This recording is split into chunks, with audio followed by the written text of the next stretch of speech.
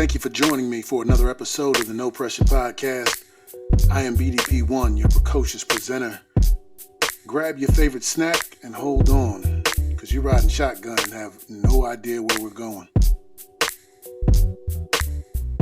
Well, another year has come, and another Black History Month is gone, and I have only one question. What's different? I mean, every year we as blacks accept what's been given. Jim Crow and sharecropping policies are still prevalent, even through the so-called celebration of blacks in America. We're given the shortest month to highlight our achievements, while white history, you guessed it, is taught 12 months of the year. As usual, there's lots of complaining and complacency, people feeling like more should be done, but thank you for the scraps. The LGBTQ community, they get a month, a long month, October to be exact.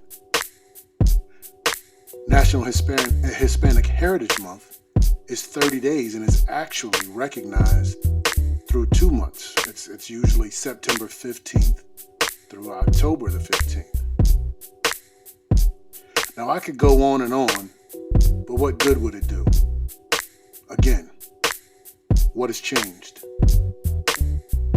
In this month, we've seen an NFL coach be fired and sue several teams in the league for unfair hiring practices, leaving only one black head coach in the NFL. People will point to Miami and their hiring of Mike McDaniel as a minority hire. Technically, yes, but funny. He wasn't affiliating as a minority until the NFL needed to use him to check off that box.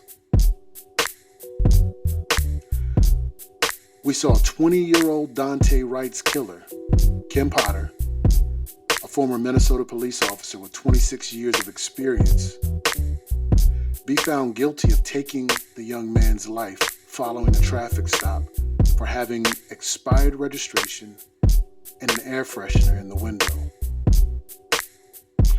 Although the jury did their job, the judge ignored the state sentencing guidelines for first-degree manslaughter and drastically reduced Potter's punishment from the prescribed 7 years to 2 years with time served, giving her roughly a 14-month sentence for killing an unarmed young black man. The judge, Regina Chu, said she, quote, knows, end quote, that Potter didn't mean to hurt anybody. Interesting how that discretion only works in one direction in this country.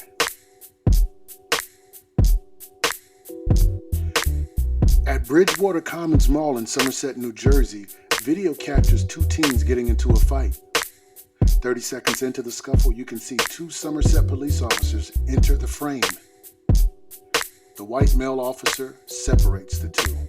He is seen aggressively detaining the young black teen, while the white female officer places the other teen, who was originally believed to be white, now says he's Colombian and Pakistani, places him on the other couch.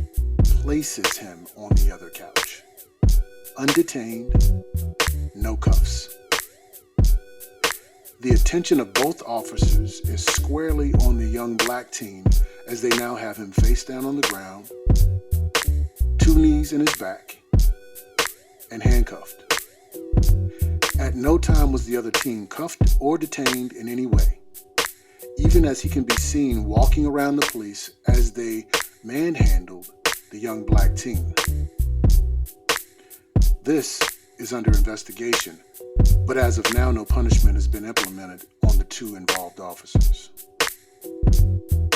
And DeMontario Gibson, this 24-year-old black man was making his deliveries for FedEx in Brookhaven, Mississippi, when a white father and son, Brandon 35 and Gregory Case 57, chased Gibson in their pickup truck, attempting to block him from getting away. Gibson called 911 because the men began shooting at his delivery vehicle. Now, thankfully Gibson was unhurt, but bullets were found inside the delivery vehicle. Some of the packages had been destroyed by the gunfire as well. FedEx put Gibson on the same route the very next day. He himself had to make a decision regarding his own safety as to whether or not he would go back into work. When all of this happened, and when he made that decision not to go back in, FedEx said they weren't going to give him any benefits, no compensation, no pay or anything. They later put out a statement saying that the safety of their employees is a priority and they support him, and implied that that even included financial compensation. No word on that yet. Now, the father and son eventually turned themselves in a week later. They were allowed to turn themselves in. After everything was reported, no police went to their house to arrest them, pick them up. But they were allowed to turn themselves in a week later and have been charged with purposely, knowingly, and feloniously attempting to cause bodily injury and conspiring to commit aggravated assault. No trial date has been set, but both are out on bail. All of this happened in the shortest month of the year at a time designated for blacks to be celebrated. Again, what has changed?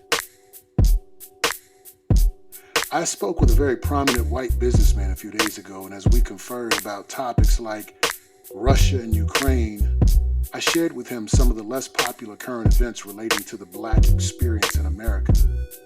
After each instance, I watched his face contort in disbelief, many times asking me to forward more information relating to the stories.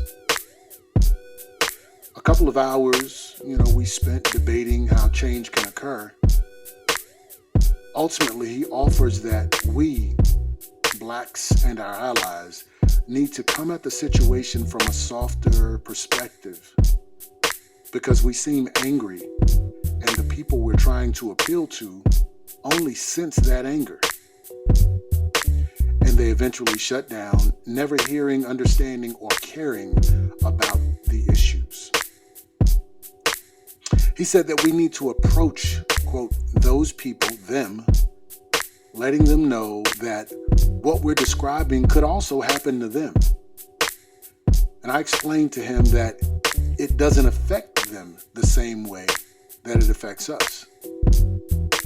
He said, then don't expect anything to be done. I responded, so we have to make you feel like you're a part of the solution,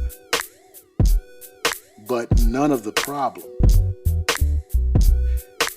He had an uncomfortable smirk and he said, I know it isn't fair. I'm just saying. Black people, when are we going to have our Jerry Maguire moment? I'm being serious here. When are we going to have our Jerry Maguire moment? And we remember Jerry. He was a sports agent with everything. He had cars, money. He had a beautiful fiancée, great job. But one night, he ate some bad pizza, and he grew a conscience. He essentially wrote a manifesto and sent it to everyone at the firm, describing how the practices were unfair,